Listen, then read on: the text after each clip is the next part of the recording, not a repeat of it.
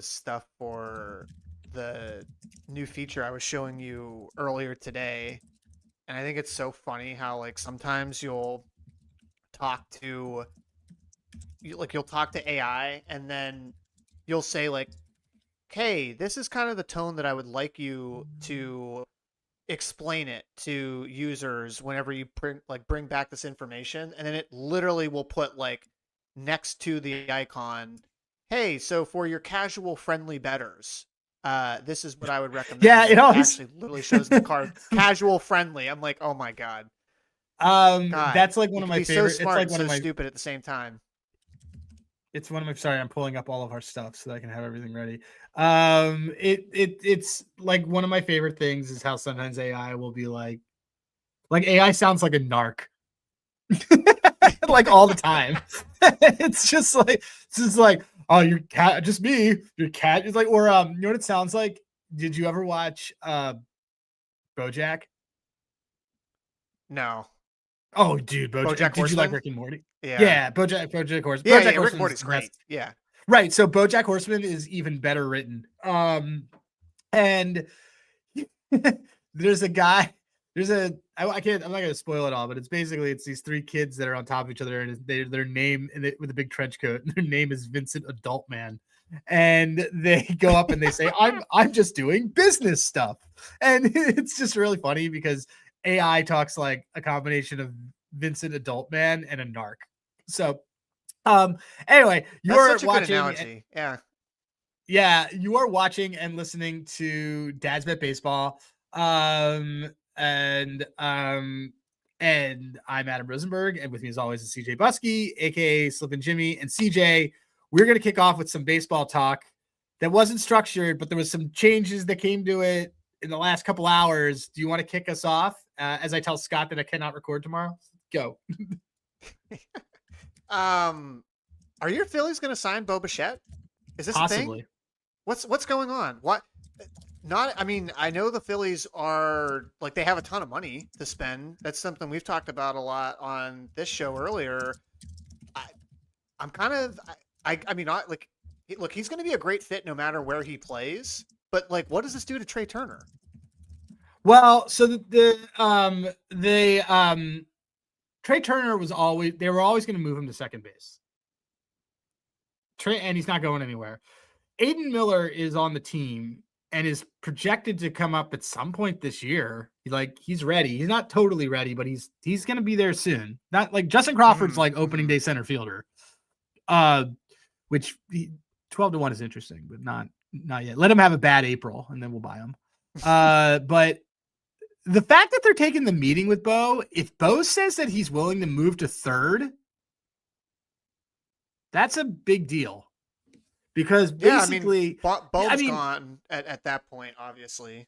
Well, it'll be a cascading number of things will happen. So if Bo says he's moving to third, Dombo's going to give him $180, $200 million for 10 years. Yep. And that's fine. And I'm okay with it. And then JT is not coming back. So the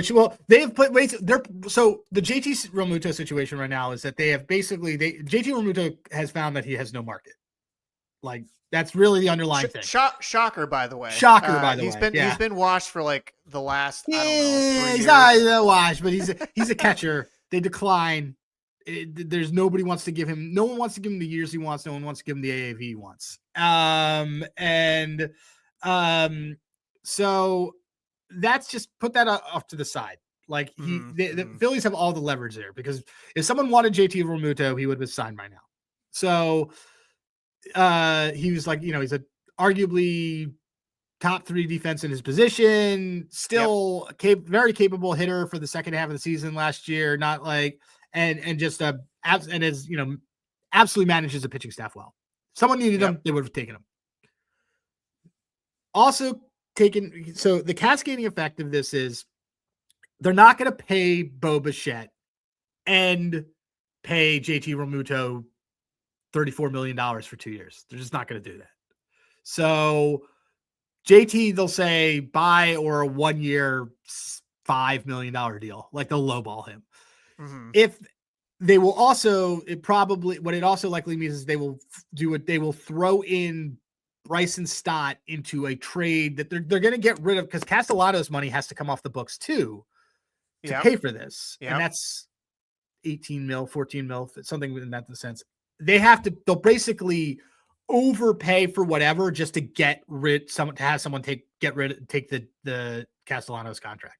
Right now, there's a little bit of Castellanos value. Like someone could say, "Oh, go, I can fix him. He's great." Like whatever, but they will throw in Stott because they're not gonna have the position anymore, and they'll probably like throw in something. They're gonna just get rid of him because effectively, I would argue you'd have some of the best corner infield from a hitting perspective in baseball if it's Bo and Trey and Harper. I don't want to get too excited about it, but and for reference, anybody that's not like following this, nothing's happened. It was just, there was a tweet by John Heyman, who's pretty well connected on a lot of this stuff. He tweeted this out a couple hours ago that there was 9 other teams basically still in on Bo Bichette, but that he is meeting with the Phillies on Monday. So, lot he's meeting with them. Like the fact that he's meeting with them, like first, if you're Agreed. a Jays fan, I would put them he's immediately gone. in the front runner spot. Just right. The fact that, he mainly, because I don't think Dombo's not going to let him get on a plane without a check. They'll make him an offer. It will definitely make him an offer. Will he sign on Monday? Different question, but no. But this is coming. This is going to come to a head. If he's meeting with the Yankees and the Phillies, it's coming to a head this week. Yeah, I think there's some smoke. The Kyle Tucker stuff is going to come to a head here in the next like 2 weeks. Yeah, I think because I think the domino to fall is Bichette, and then I think that basically narrows down Kyle Tucker's options to Toronto and where. The Dodgers are always there, but I haven't heard anything about it. I think the Dodgers stuff is kind of dead, even though I'd picked them to take. My free agency draft is going horribly right now. I really wish I had sent mine to the Talking Baseball guys because I nailed mine. But so here's my question. Here's my question for you then. Where's Alex Bregman go? See, I think Alex Bregman. I think he should go back to Boston. I think so too. I think that makes the most sense for both sides, and I don't know if he's going to get the years he wants, but like he's perfect for the part. I don't think anybody's going to get the years that they want. No, I don't think so either. But I still think like Boston would come in and basically give him the same contract that he opted out of, and they would guarantee it for like 3 years. So it's a great fit in terms of park. And like Boston has the assets. If they add him, we like a lot of the guys that they've already brought into that team. Who else did they trade? Contreras. They already got too to fill in. To play first base. Was a nice ad for them. We haven't really talked about that because it's a pretty solid contract too. He's there for He's in the second year of a 5-year, I think. I realized also too. I thought he was like a lot older than he is. I think he's still only I shouldn't say only, but he's like 33 or 32. He's only 33. Yeah. Well, because he came up through the Cubs. Yes. And so that was a nice addition for them. They add in. We think of him as older because he replaced Yadier Molina, who was why. Old as that, dude. I'm literally still thinking that it's like Molina's on that team. Right. No, I think the same thing. 60 years. So that happened. The other one I wanted to bring up to you was the Cabrera trade that went to the Cubs. Like, big deal, little deal. What does that change for you? Let me talk about the Cubs side of this thing first. Yeah, that's what I wanted to talk about. Yeah, so clearly, like the Cubs desperately needed pitching. I still think that they should go out and probably find another starter. My opinion of Cabrera is that he throws a absolute dirty breaking ball. One of the best in baseball when he's on.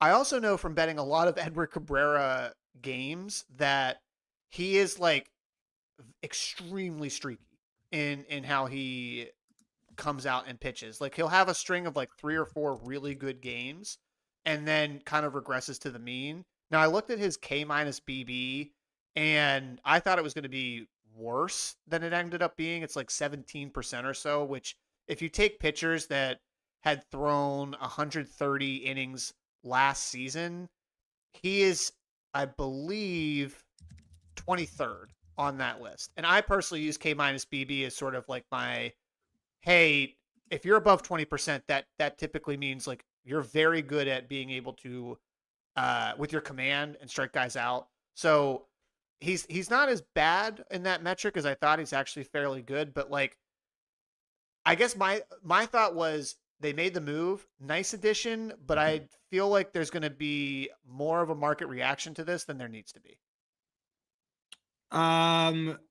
Here's the thing with this. I like Cabrera a lot more on the Cubs because Carson Kelly is going to be his catcher, not Agustin Ramirez.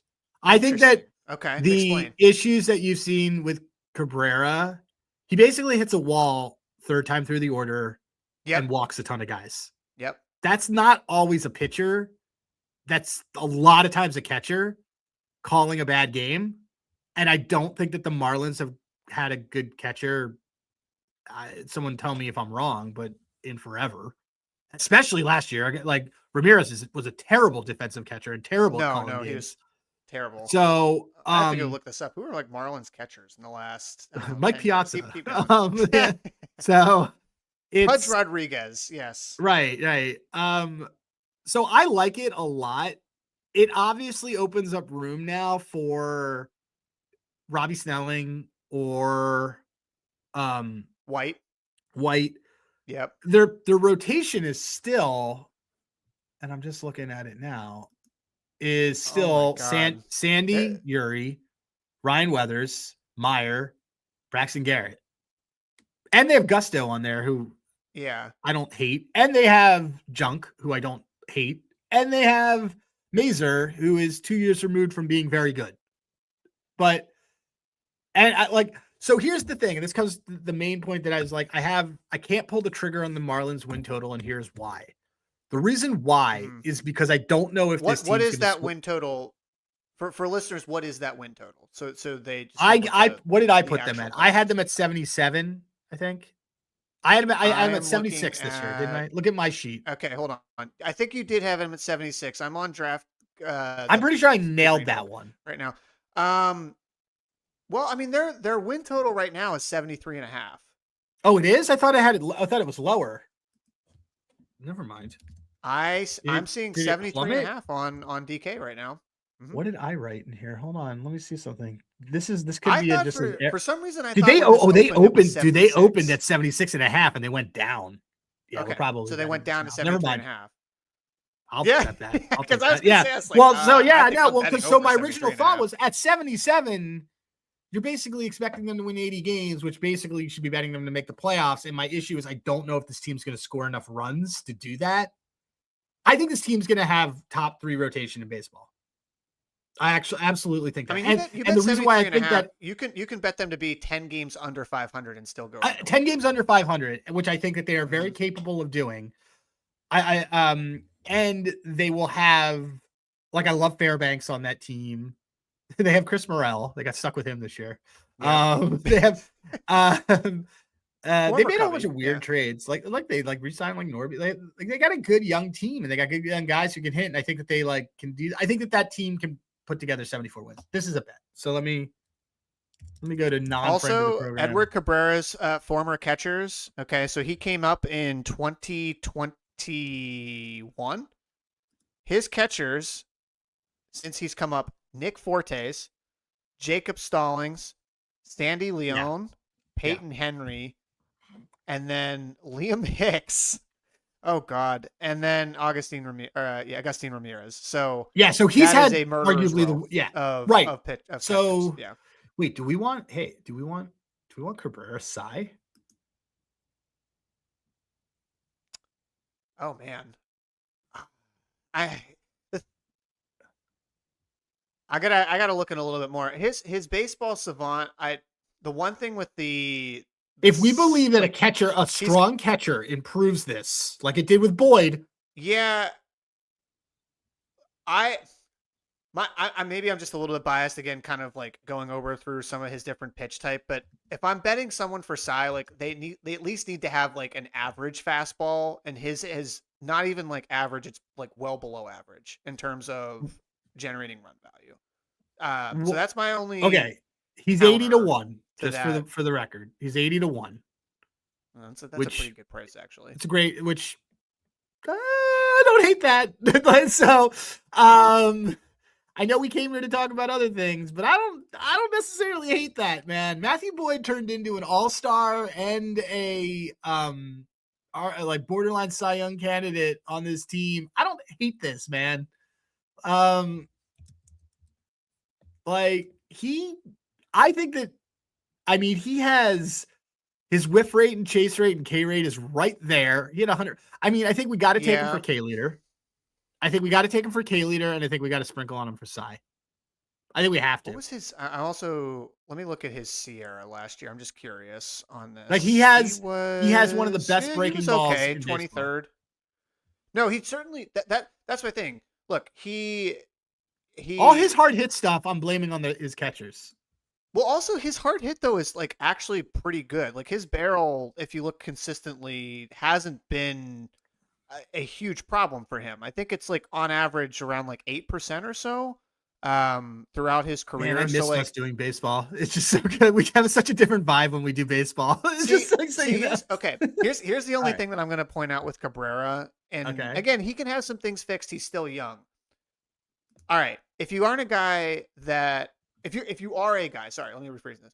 If you are a guy that is throwing incredible off-speed stuff, who is one pitcher that we've talked about before who's been a Cy Young candidate, literally was a Cy Young candidate last summer, doesn't have a lot of velo on the fastball, but it's just sick off-speed stuff? I mean, Sanchez. Nathan Eovaldi. Well, okay, yeah, and that too. Sanchez is part of that too. So Sanchez is in that. Nathan Eovaldi is the other guy that I immediately thought of. Nathan Eovaldi still has a pretty good fastball despite the velocity around 92 to 93. Like he has pretty good movement that he's able to put on that. Cabrera is not quite there in terms of like being able to add a little bit of ride. He had a career low whip last year. What was he after July too, man? He's always been hurt. Like these Marlins guys, like they're always, I don't know, man. By the way, he's 150. He's 150 to 1. 150 to 1 for K leader. Like he will get a lot more attention in Chicago. Although Cy is also famously like you can play on a crappy team and a crappy market. Yeah, I mean he just. What was Matt? How many votes did Matthew Boyd get for Cy Young last year? Oh, I'd have to go and look. He had to be top 6, right? Let me look. Cy voting. We're coming away with Marlins baseball. All right, so July 1st on. Wow. So July 1st on, he had, well, his walks per 9 is not great, but 81 Ks and 74. Matthew Boyd did not get any votes. Oh, well then that's a mistake on all the voters' part. Zero votes. Wow. So here's the problem with Cabrera. He has Zach Wheeler got a vote last year. Look at that. I don't know. Cabrera only pitched more than 6 innings like 3 times the second half of the season. So because his pitch count just got up, but he had like so many Ks. I think we absolutely want him. I can't believe they gave up Owen, by the way. That's a big prospect. Owen will probably play this year. We have to take betting on former Marlin pitchers. I know. We have to take. So we have to Cy Young because we did the same with Luzardo last year. Because like, oh, he has 6 stuff. Yeah, we have to. Okay, so I know Sean's on his way. We're gonna pivot to baseball, and we're gonna be like so unenthused about it, but because we're like really excited about baseball right now. I can't wait for this weekend's games. I'm ready to also talk about that. But I'm also amped for baseball to come back here soon. Yeah, it opened at 76, and now it's 73 on the Green Book. Oh, there's like a 2-1. There's a 2-win difference between this number's all over the place. Yeah, we got to take this. On DraftKings, you guys get a shout out, DraftKings. 73.5, and it's 75.5 on Caesars.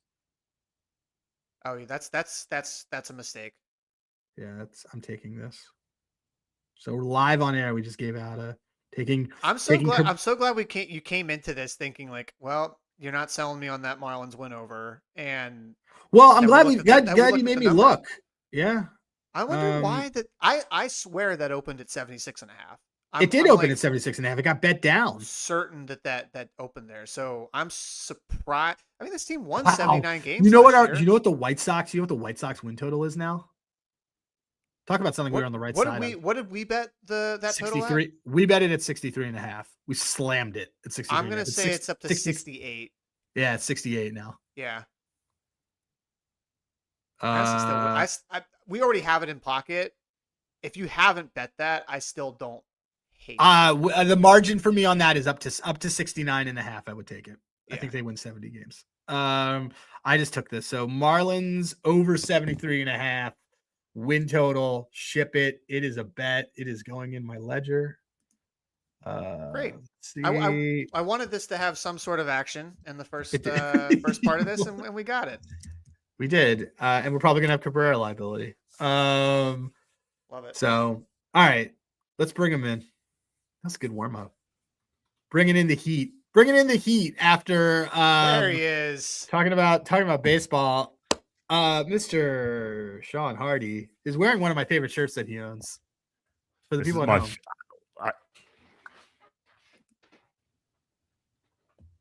It says bad things happen in Philadelphia. It's a great shirt. As a resident of this great city of Philadelphia for years, I can attest. And I can say that because I used to live there and pay taxes there. Yes, you did. I actually talked about you earlier today with a client because I have a Philly special 40th birthday flask from Shawn from COVID. And it still has tequila in it from that year. And so and I was talking about it came up. It's fine. Alcohol doesn't go bad, right? No. I'm just curious what kind of tequila. No. So it's there to do this. So, okay. I want to come in hot and I want to talk about a take that was made this week in the last couple of days. This person knows that they may be talked about on this show. This person is not on this show, but this person is Ryan Josephine Baker Kramer. And he had a take that I need to get up on screen. Shawn, I'm going through our texts. It's about quarterback things. This is through the lens of John Harbaugh being fired. And let me get this up. And 1 second. Okay, I got it. It is here. Let me go to share my screen. All right, let's talk about this right here. People are listening to us are like, who's Josephine Baker? And like it's just like I'm on the show and I'm wondering who's what a 40-year-old African American jazz era reference that I would make. So there we go. This says Dart better than Lamar, greater than. We'll let him have that. So this was his excitement over John Harbaugh being fired and possibly becoming the New York Giants head coach, something I don't think is going to happen. But I wanted to bring in Shawn to talk first about really, the coach that he is known for most of his lifetime with the Baltimore Ravens, Mr. John Harbaugh, and you are a Harbaugh stan in general. So please, sir, tell me your immediate takes, thoughts, and then let's talk about is Jackson Dart a better situation than having Lamar as your quarterback? All right. Oh boy, where do we begin? Okay. So first of all, we'll get this out the way. I'm here alone because my wife is in New Orleans. So when I say alone, it's me and my son. Hey, Zachary. So I said he can chill on the other side of the basement until I finish this this segment, which hopefully will end at 30 unless I get in a roll. And you know how I do, but whatever. We'll be fine. By the way, you're breaking up a tiny bit. I don't know if that's hold on. Let me try something here. Sure.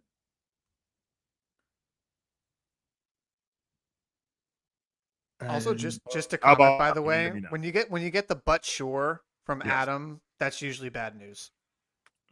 The what? Oh, trust me. Whenever we get a reply from Adam that says "but sure," I'm not saying that to you guys. I'm saying that on this one. Yeah. I'm just pointing it out. Yeah. Okay. Okay. The game. Now I can hear you. Okay, the game. So there's a lot of scuttlebutt flying around on the internet and social media, on Rihanna's internet specifically, about how John Harbaugh caught a raw deal. John Harbaugh didn't fumble the football, didn't fumble against the Chiefs in 2023. John Harbaugh did just a kick against the Steelers. John Harbaugh didn't drop a 2-point conversion. It's not all these things are not fair. At the same time, if Raheem Moore doesn't let Jacoby Jones get behind him in Denver in 2012, the Ravens don't win the Super Bowl. So did John Harbaugh cause Raheem Moore not play proper coverage? Like, you can't have it both ways, right? Shout out to Chris Long on the Green Light podcast, because after the game, he called that game an organizational failure, and he's right on all aspects. So when people want to boil it down to, and I'm a big fan of Occam's razor, the simplest answer is the right answer, is often the correct answer, but say that it's not John Harbaugh's fault that Tyler Lute missed a kick is a gross oversimplification.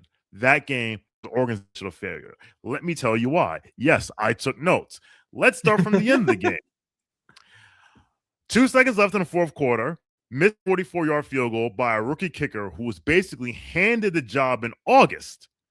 Brought in a rookie kicker, no competition. Well, his competition was another undrafted rookie who got cut in August. They basically handed him the job. All right, whatever. At least now there are people who are going to say, well, Justin Tucker was a rookie kicker in 2012, and that is true. But at least Justin Tucker went to camp to beat out Billy Cundiff, beat out for the job. All right, step one. Let's work backwards. 14 seconds left in the fourth quarter. Ravens do not run the ball one timeout at Pittsburgh 24-yard line with Derrick Henry, who was averaging 6.3 yards per carry in that game. So could have ran the ball closer, whatever.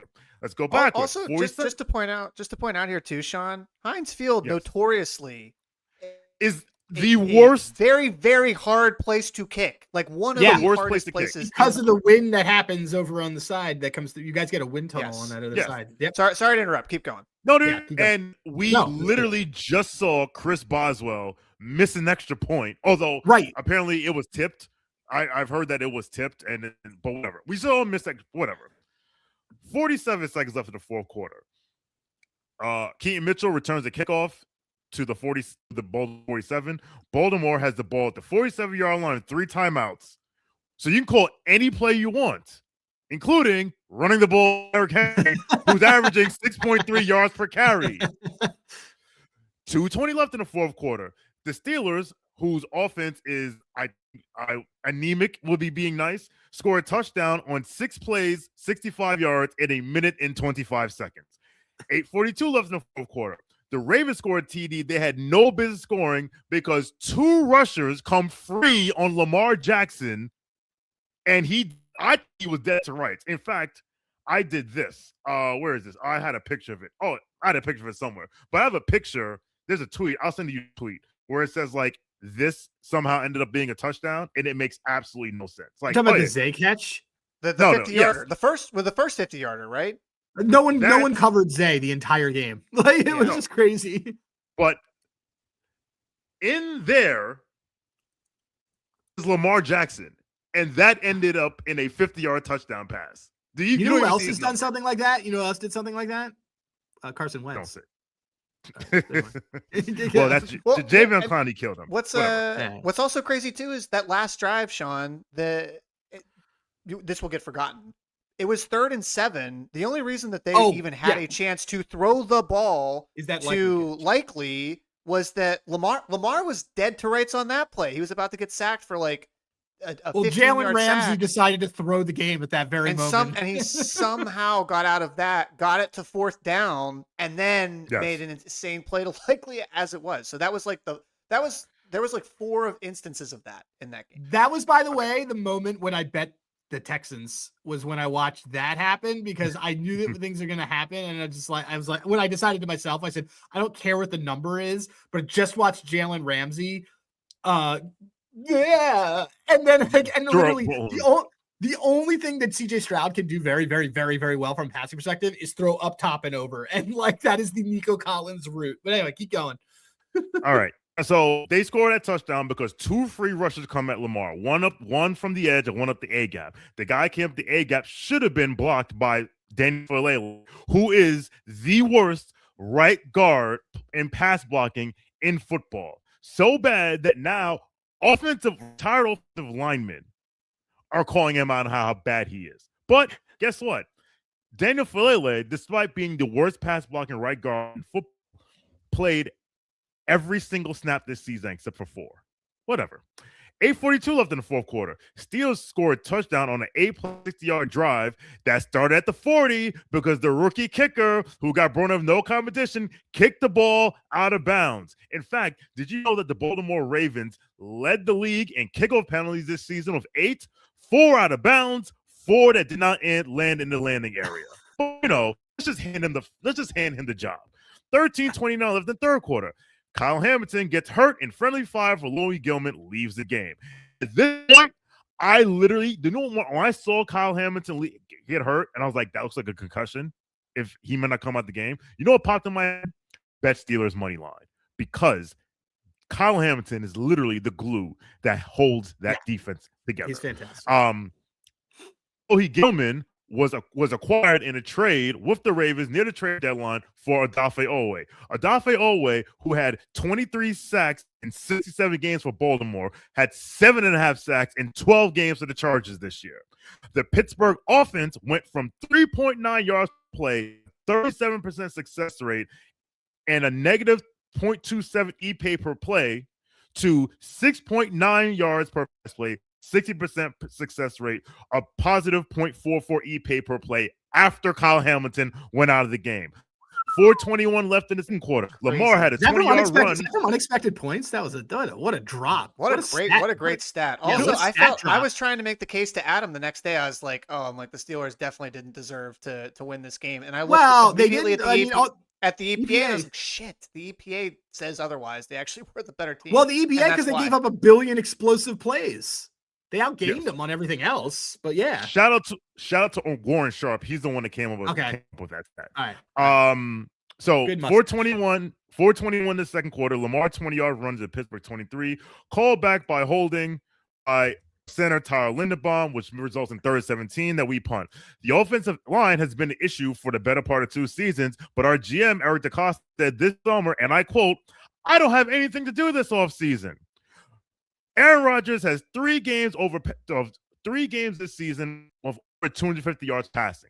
2 of them came against Baltimore. Against the Ravens, he averaged 27 for 40, 67% completion percentage, 289 yards per game, 2 touchdowns, no interceptions, 7.14 yards per attempt. Rodgers versus the rest of the NFL, 20 for 30, 65% completion percentage, 196 yards passing, 1.6 passing touchdowns, 6.58 yards per attempt. This team has gone skill positions and pass rush for years, and it came back to bite them in the ass.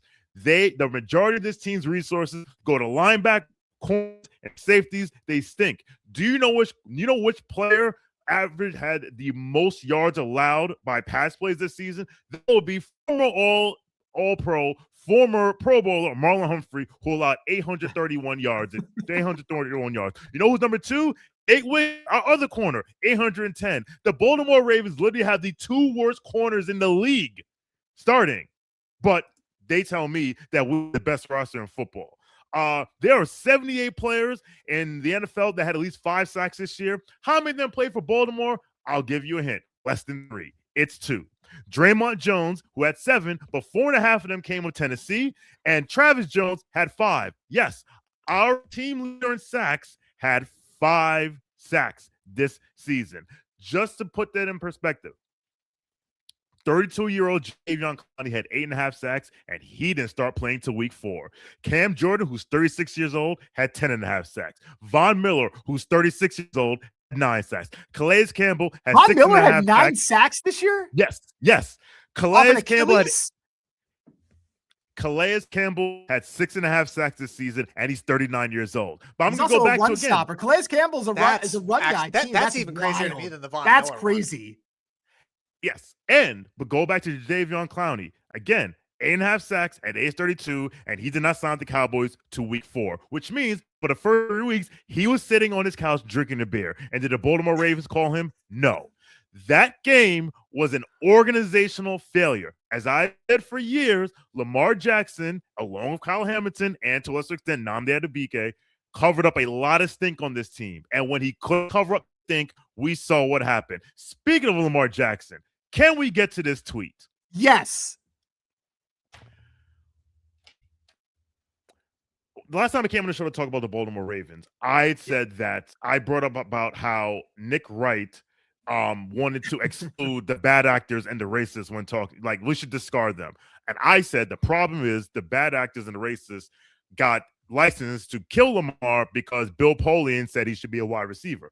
And now what Nick Wright has done, I understand what he's trying to do. He's trying to have a rational, even conversation about Lamar Jackson. But when someone as smart and as well thought as Nick Wright tries to make the case against Lamar Jackson, it gives racists and the dipshits and the dickheads an excuse to bang the table. And listen, I'm not gonna say that Ryan Kramer is a racist or a shithead or a dipshit or shithead.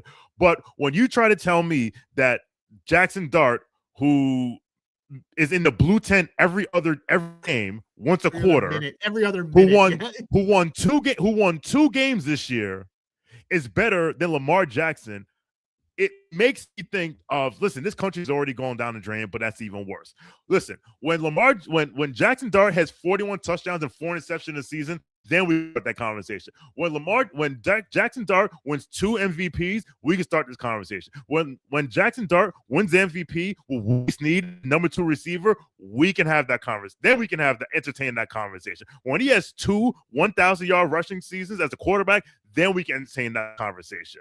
We love to crown young players before they haven't done anything. That's why everyone thought that the Magic were going to the finals, because they thought Paolo Banchero was a big thing. And look where they are now. That is, quite frankly, the worst take I've heard on Twitter in 2026. And there are 366 days or 367 days left in 2026. And I feel bad because, Ryan, I tail your first touchdown picks. So I like to think that you actually know football.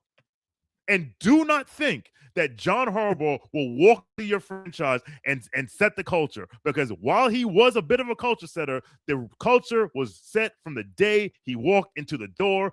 He has an owner in Steve Bisciotti who admitted to Marlon Humphrey, I don't know what I'm doing as a football person, so I hire football people and I get out of the way. You know who doesn't do that? John Mara. Good luck. That was well said. Was awesome. That was well said. I love the soliloquies. I already told Ryan, I'm like, you should come on my show next week. And he's like, why? I'm like, you'll see. And so I just said, by the way. Ryan, you are more than welcome to come on the show to debate me. You can come on Nick's Film School. You can come on NBA Takedown. You can come on. I will podcast for you to appear on, and you could be the premiere episode. It'll do numbers. It'll be great. It'll be awesome. It'll be huge. Everybody does content. It's great. Okay, so that being said, before we get into the playoffs, where's John Harbaugh going? Two questions. Where's John Harbaugh going? Who's the Ravens' next coach? You first. If I had to bet there's who I want and who I think it will be. I want Brian Flores. I think it will be Jesse Minter. Yeah, I think it'll be Minter too. Which I didn't, because he worked for John, he worked for Jim. Flores, I understand why it's not going to happen, but I think Flores. I think Flores is going to Vegas, but I don't see I don't know if Flores is getting hired. I think Brady really wants. That's my concern. I don't know. That's my look. Flores should be the number 1 candidate for literally any team out there right now. Agreed. But I just have a hard time believing that he's been a great candidate for several years. He should have been a candidate after he was linebackers coach for the Steelers. He made Devin Bush a productive linebacker. So I don't think, I'm rooting for Brian Flores, but anyways, that's just my quick take, because I'm not sure if ownership is willing to extend the olive branch to him yet. I agree with Berg that if there's one team that would definitely do it, it would be Vegas, because that would be Brady. And Brady is like, I don't really give a duck. I don't give a who we're trying to win here. Listen, Brady's the same one who fought for Antonio Brown, right? So I don't think he cares. Minter coached in Baltimore. He was on Harbaugh's staff. He also coached under Jim. So and honestly, and throughout the whole rant I just gave, Eric DaCosta, you're now on the clock. And if they hire Jesse Minter, my fear is that he's trying to save his rear end, so he's not hiring. Because he didn't hire John Harbaugh. He was fine with John Harbaugh bringing back both OCs, both coordinators, which is insane. I like Tom Monken, Zach Orr. So I think the next coach will be Jesse Minter. I think we spoke about this. I think John Harbaugh ends up in Tennessee. Yeah, I think it was. So it's funny that CJ Sullivan had this really great comment on his show. He said, when the Steelers lose on Monday, Tomlin will be fired. And then Tomlin goes to Baltimore and the Steelers hire John Harbaugh, and both organizations prove that they have learned nothing. It was just like such a good joke. He's not being serious, but it's such a good joke. I think I don't think Miami would have late pulled trigger on firing Mike McDaniel if they didn't think that they had at least a small conversation and a shot with Harbaugh. Dude, so Gary Myers of the New York Daily News reported yesterday. He said that 9 teams contacted John Harbaugh, and I'm like, well, there's only 6 head coach openings. There's only 6 head coaching jobs. Yeah, so it's like 3. So I was like 3 teams that have coaches. And my guess was, I tweeted, my guess that the teams were Jets, the Dolphins, and the Cowboys. The Jets because and Jerry, so, and now I see when I see McDaniel, I would get Mike McDaniel as an OC. The dream is Brian Flores as the head coach, Mike McDaniel as the OC, and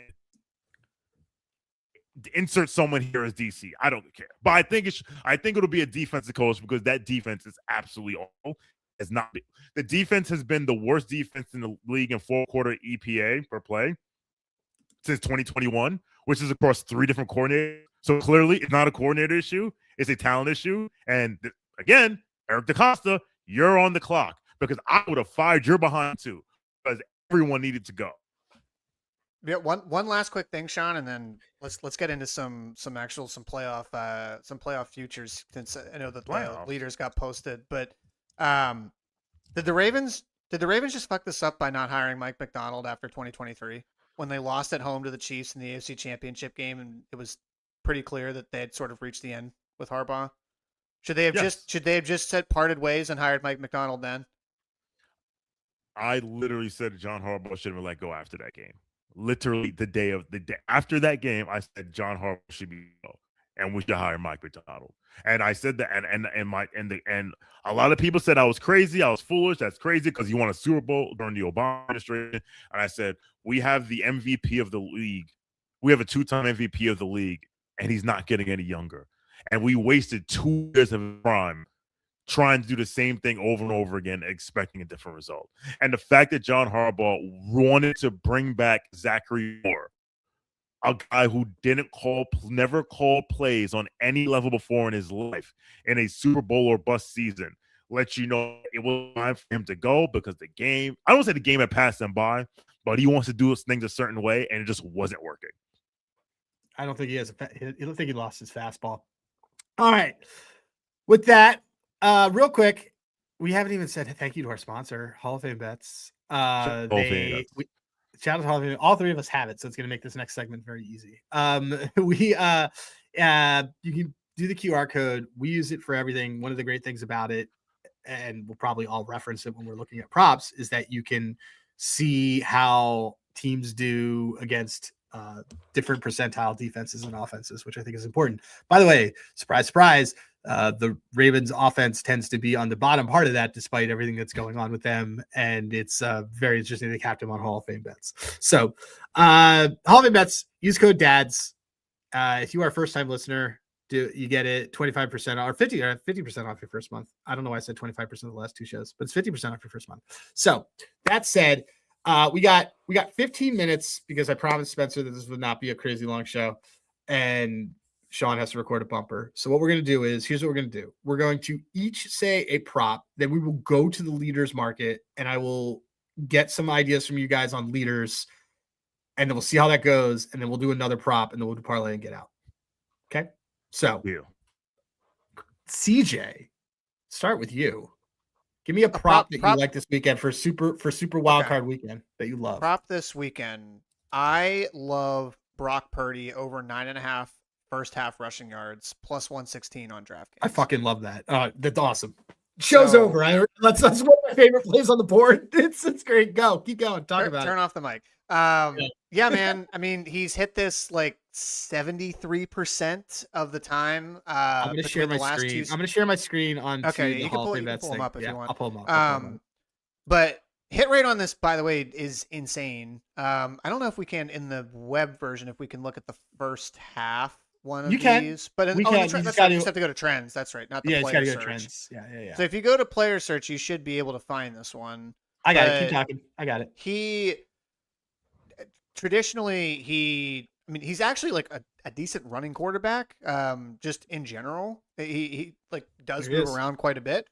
Also, he playoff wise has, I think, in every one of his games, excluding the one where he got hurt at the very beginning, which was the NFC Championship game, he's at least rushed the ball for 14 or more yards in almost every one of those games. God, but the hit rate on this is absurd. The hit rate is insane on this one, and it's plus I think 116 for also a situation where he likely will be running the ball. And the Eagles against quarterbacks this year, I think, are bottom 3 in terms of rushing yards allowed. So, you see this? He's over this in every game the last 2 seasons, but 2 against the NFC. Yeah. So lock it in. I really like this one. 10 plus rushing yards, which I think also plays into one of the playoff leaders. I know, Adam, that you liked. Yeah. I'm gonna totally bet this. Good call out. All right. Shawn, give me a prop that you like. So I don't know if we can parlay this. So disclosure, because this has to be a parlay part. This could be whatever you want. So I spend a lot of time researching wild leaders because these sports books waited until 20 minutes ago to put playoff leaders. Yeah. So I put the prop I like the most is most passing yards in the wild card round, Caleb Williams plus 1,600. And I like this because usually I looked at all of the teams in the playoffs and their average yards in a loss, because usually you're down, you're throwing. Yep. And the 2 teams that had the most passing yards in a loss were number 2, the Chicago Bears, number 1, the Philadelphia Eagles. Now, I refuse to bet Jalen Hurts have the most passing yards in anything, anytime, anywhere. They didn't even list him until later this afternoon. It was crazy. So he was the wild card. So I found him on Fanatics. Shout out to Fanatics, who's smart in the film school. Except 20-1. But that's someone who owned Jalen Hurts in fantasy this year, this isn't the Jalen Hurts passing game. It's not going to be the Jalen Hurts passing game. There's going to be one. It's not this one. I've seen 6 of 10 for 69 yards, 120 times in the first half, and we put money on it. But Chicago, and if you pay attention to Caleb Williams, so that is the prop I'm looking at. And if you don't want to bet that, at least like his over and pass will probably be like 249, something like that. I love that. First of all, that's a crazy number for a guy who threw for 4,000 yards. Bottom line, period. Like full stop. Also, a reason why I like that. Shout out to FTN who shut off my free membership 2 days ago, but I'll still give him a shout out because I'm ironically on Ryan Kramer's account now. If he listens to this, I took your password. They have given up since week 11 the most 20-yard plus completions and in the league. They have a 20+ yard complete deep ball completion percentage of 52%, which is absurd. So of the 19 attempts, 10 of them have gotten there. So their completion percentage is absurd on that. I love it. Staying in that game, I have, you guys saw me doing this before. Let me make sure that this OnlyFans thing is closed. There it is. Hold on a second. All right. It's not OnlyFans. It's close that incognito mode, Adam. Come on. No, it's on Jordan. It's Jordan Love. It's not OnlyFans. What am I talking about? It is Jordan Love. I thought you said Jasmine. I know. No, it really. Okay. So Jordan Love under 19.5 completions I took, and I love this bet. And the reason why is very similar to, I think that Shawn sort of alluded that he liked the Packers as well this weekend. I like the Packers this weekend. Number of reasons being like the too long didn't read version is Love's success as a 7 seed and Caleb Williams' first start in the playoffs and rookie head coach first coach in the playoffs. So I don't give that cuck LaFleur a lot of credit, but I will give him some credit here for a team that historically has owned the other. They've done pretty well, but his attempts and his completions are very much correlated to this. Look what happens when they win games. Oh my God. It never goes over this. So this is actually very similar to a Jalen Hurts over pass attempts. Jalen Hurts will go over his pass attempts if they are down. If Jordan Love has to go over his completions, it means that they are down. They rested Josh Jacobs, which means that he's going to be ready for a full workload. Our guy Manny Wilson, who hit the ladder a couple weeks ago, he will be in there. But this is both game script like correlated, and I think that they win. But even if they don't, I think that in a playoff game against an opponent that you've seen a couple times, that there should be a pretty sizable step up in defense. And I'm not as big of a fan of this Green Bay O-line just in general. They've had injuries across the board. So I just don't think that, I think, like I said, I still think they're going to run the ball a lot and try to do that because this Bears rush defense has not been great. So a lot of ways I think it gets there. But again, as I clicked on what happens in a win, what happens in a loss, it's one of the great features of Hall of Fame bets. It consistently goes over. It's only been over the last 2 years. He's only gone over it 5 times in wins over the last couple of years. So I wonder what the price is for the SGP on that is. If you just SGP, you can that play it the on money line separate, but Nick Henyon said the same thing. And it's he's like, did you think about this? And I tried to play coy. Shout out Nick Henyon. You are awesome. Love Nick Henyon. Love Nick Henyon. And he pointed that out, and I acted like I usually do, like I knew that, and even though I clearly didn't. And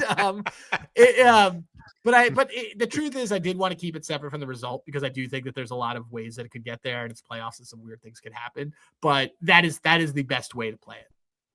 If you're talking about I think it gets to plus 150 at least, something like that. So I always love playing like a prop that doesn't seem like it has any correlation with the result of the game, but books may imply that there's correlation because it's an over.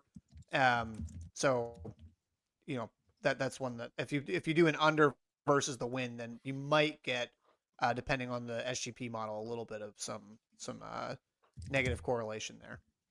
All right. So, all right, now I'm going to go to the categories, and here's what I'm going to do. I'm going to let Shawn go first, and this is we all have our first time kind of seeing this because they didn't put them up until an hour ago. And shout out to our Xavier Worthy receiving yards leader that fed everyone's family. All right. So we're going to just go. This is they have all of it now. All right. So let's kind of go. Let's do this. Let's kind of go by category. We just talk about a couple guys that we might like. Okay. So who do you like? Let's start off at the beginning. Who do you like for the most?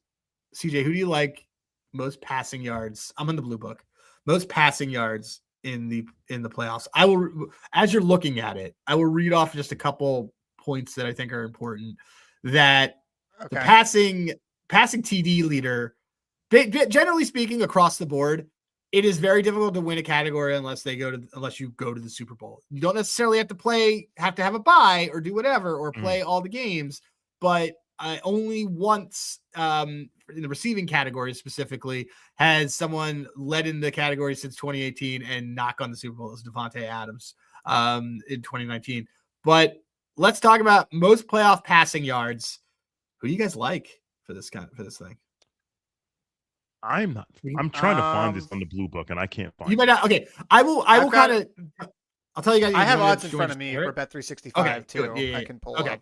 Yeah. All right. I mean, well, Sean, are you interested? Maybe we do it this way. Maybe do you want me to band it? I'll say, are you interested in anybody in this area? And we can do it that way. That might sure. Okay. Sure. So okay, that's fine. Within the super long shots, it's one. Bryce Young. Are you interested in Bryce Young? Either of you? No. Okay. No.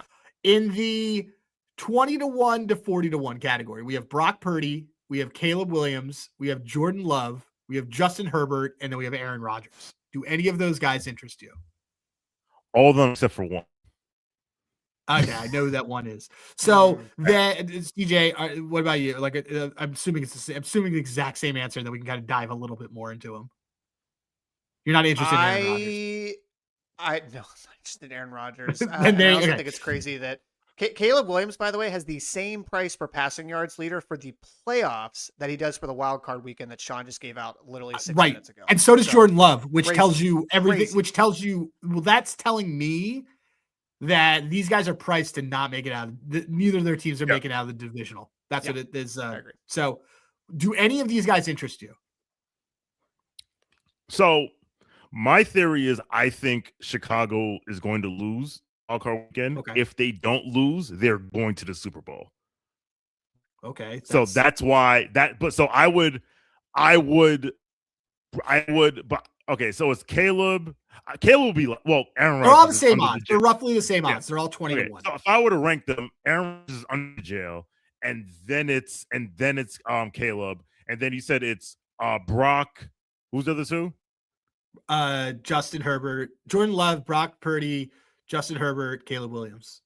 Purdy, I like the most. Yeah, okay. I'm with you there, Sean. I like Purdy. I'm seeing 20-1 on Bet365, and I think that is a team, if they can get out of this weekend, they have a very realistic shot to make the Super Bowl. But they have to win this weekend. Yeah. Okay. Agreed. All right. The next band, let's call this the 9-1 and higher. So Trevor Lawrence, Jalen Hurts, Josh Allen, Sam Darnold, Bo Nix. Sunshine. Yeah. At 8-1 or 9-1. Yeah. That's Trevor. Same odds that he has this weekend for leading that. I do like that. I just think that I have his teammate for a long shot that I like a lot more. But I'll save it. Okay. The Jags defense is what a lot of people think. It's worse than a lot of people think. No. It's better than a lot of people think. Oh, better. And I think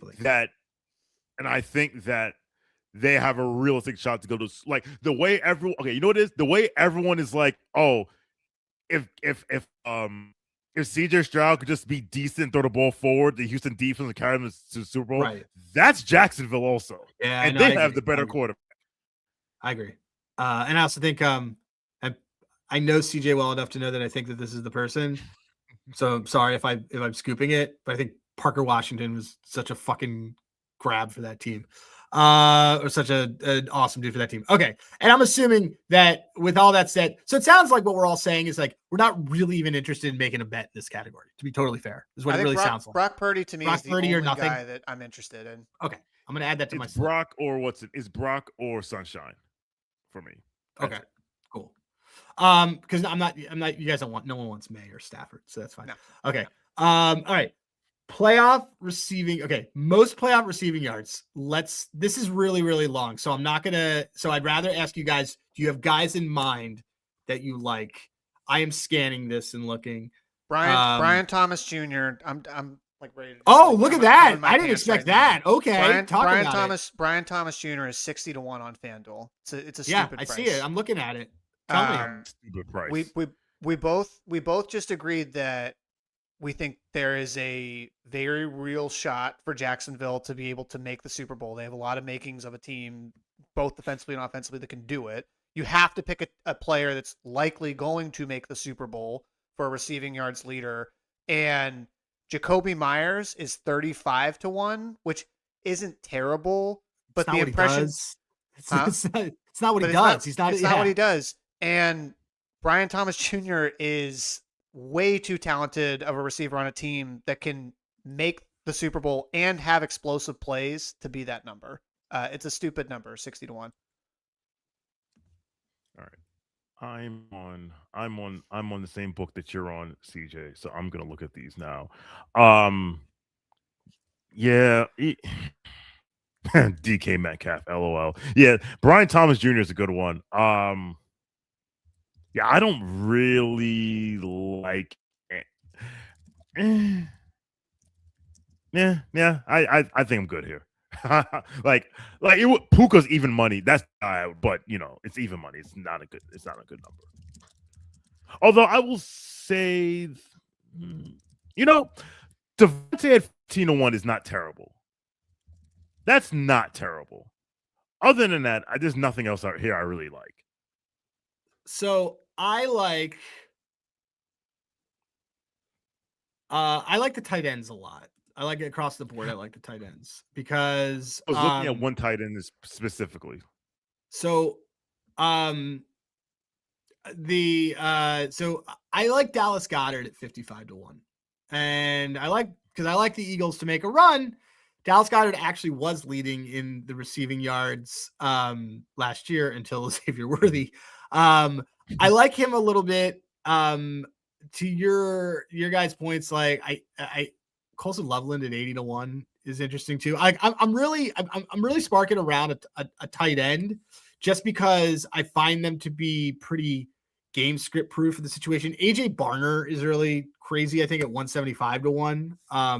That'll probably get like a little bit of a nickel from me. But the bigger one I want, and it's homerific, but it's sort of what it is Hunter Henry's a little too short for me, and I like him a little more for the touchdowns. But Dallas Goedert at 55 to 1.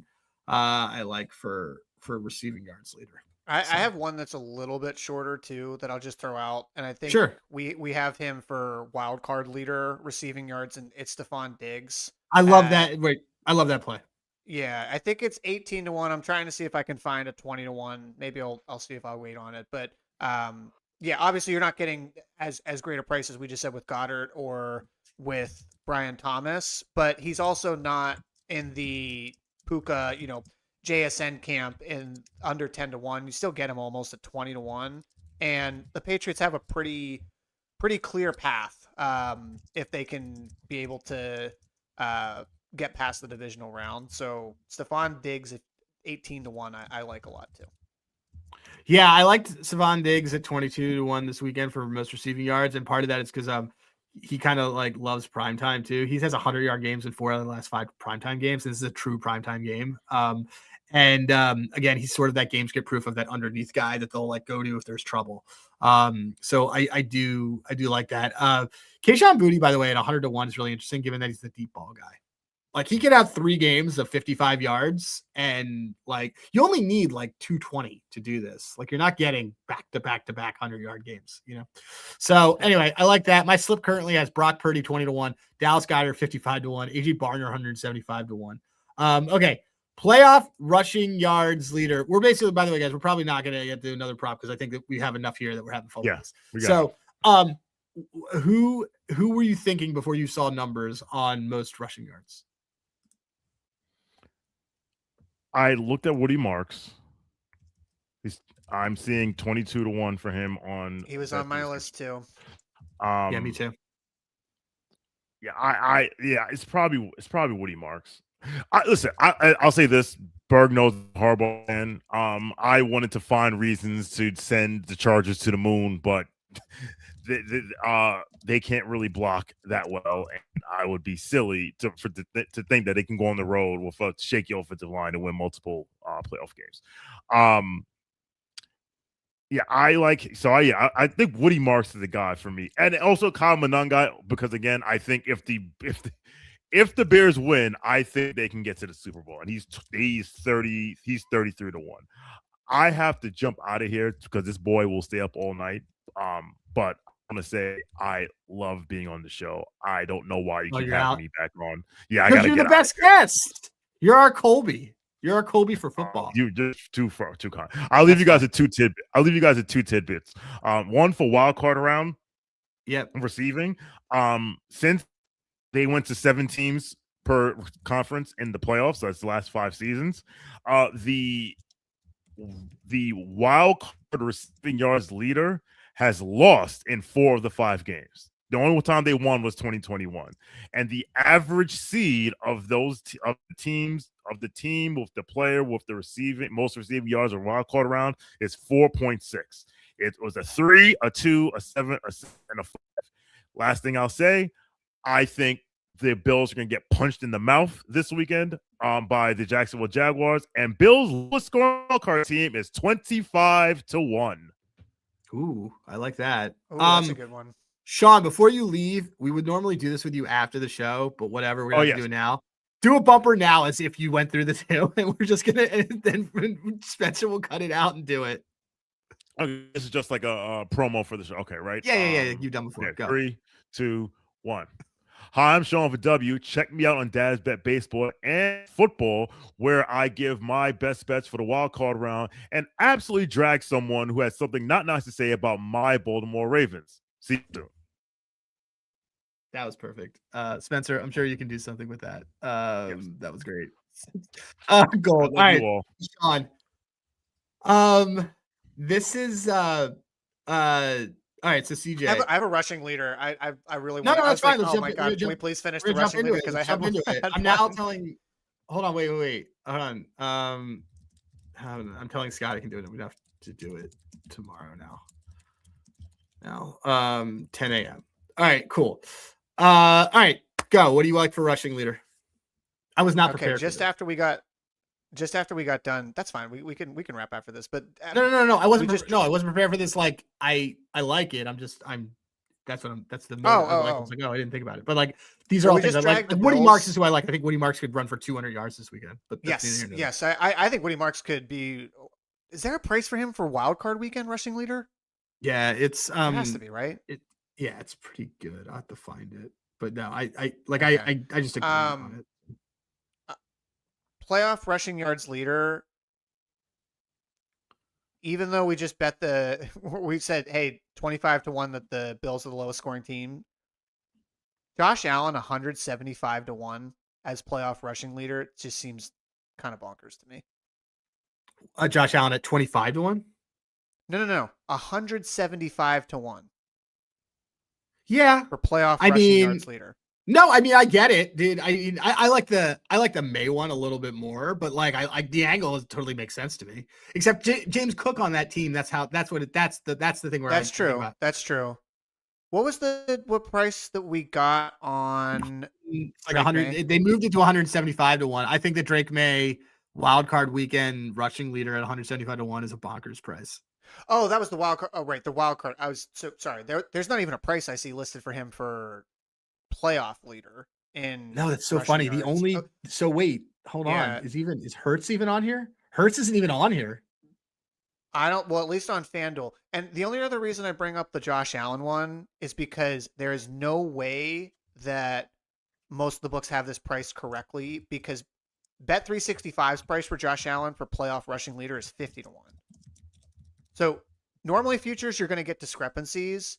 It's a pretty big one. 50-1 on Bet365 versus 175-1 for the same exact category on FanDuel. Okay.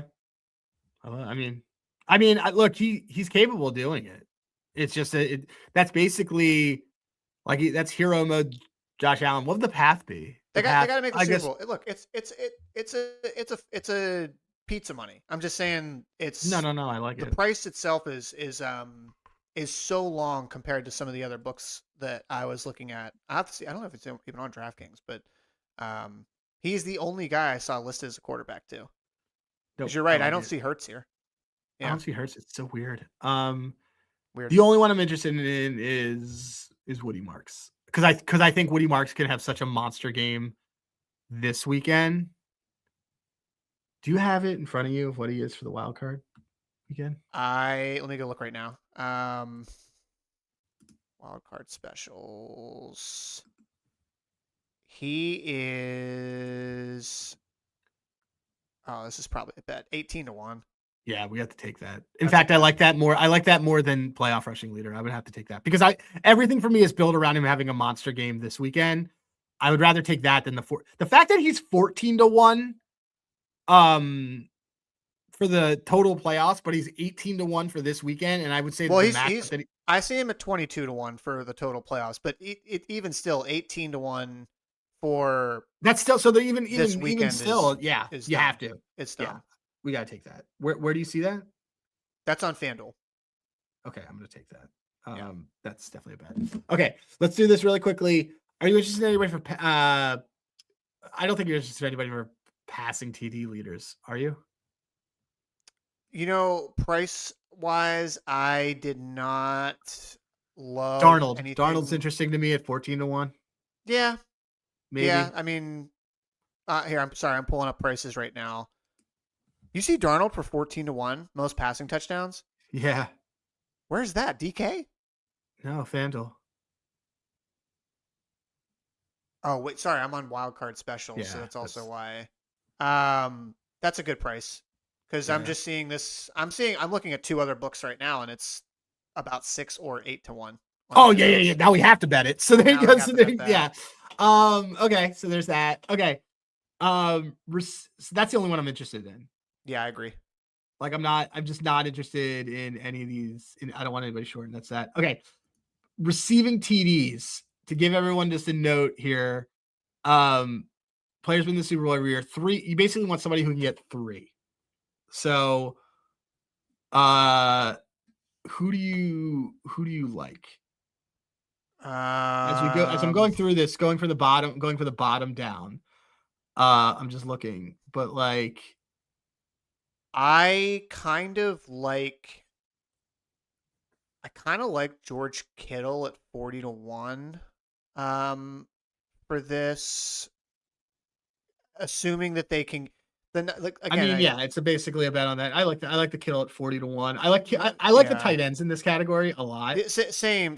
That's why I was like, again, got to get out short this weekend. Brent Strange is 35-1. Yeah, I'm just looking here. Parker Washington at 65-1 is kind of interesting. Yeah, but I would like his yards more. But I think his yards is like 35-1, so maybe I'm wrong there. Yeah, and I'm trying again. You want to have somebody. I like AJ Barner at 45-1. Isn't bad. Oh, I like that one. Yeah. You want to Those have are the somebody two who's I gonna like. At least make if they're they're going to have to at least play 3 games, because in 3 games the odds of them, you're basically saying a touchdown per game, in order to get to that. So. It's also, I have it as like teams that I'm like relatively could see going. Like I think if the Niners beat the Eagles, I think the Niners are making a run. Exactly. That's why I'm like, look, I'm willing to buy Kittle at 40-1, and I mean Cole Kmet at 100-1. If you want to take a flyer on a bear, I don't hate that one.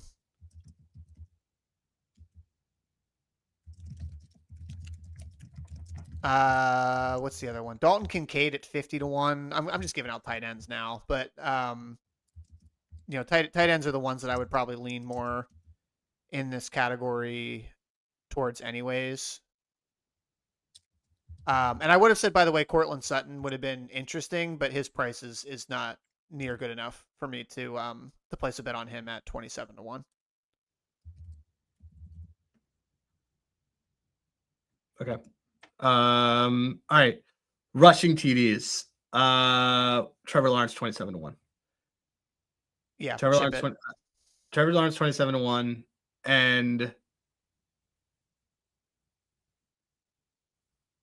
Jalen Hurts at 10-1. Actually, Bo Nix at 60-1. I like a lot. Bo Nix at 60-1 is good. Yeah. Those are the two I like. Damn. See, I mean, I don't think the Steelers are winning 2 games. Kenneth Gainwell at 70-1 is Yeah, but they're just not winning. They're is not. one that I like, but Yeah, they're not winning any. They're not. they're not going to be able to win enough games there. I think that's it, man. That's all we got. Okay, so let me run through what we did here. So we have Brock Purdy, playoff passing leader at 20-1. We're betting just all these. Probably gonna do like a half a unit on every single one of them. Purdy 20-1 passing yards leader. Goddard 55-1 passing receiving yards leader. Barner 175-1 receiving yards leader. Darnold 14-1, right? Yep. Passing TD leader. Kittle 40-1 receiving TD leader. Barner 45-1 receiving TD leader, and then T-Law 27-1 for rushing TDs, and Bo Nix 60-1 for rushing TDs. So I'll like some of the longer shots I'll probably do a quarter unit, but like this is a fun little gaggle of people. So this is fun. Good stuff. I always love having Shawn on. I know, he's really good. Okay. For Spencer, who's at Spencer_Ray, and CJ, who's at Dad's That Bet. Everybody should check out Handygrass. We didn't talk a lot about that, but Handygrass is great, and we spent a good time on football and some other stuff. This is a great episode. This is a really good episode. You should listen to it twice, and then you should like and subscribe and give us 5 reviews. We have like over 107 subscribers, which is incredible. With all that being said, what's the final word, CJ? We love you, Ryan Crane.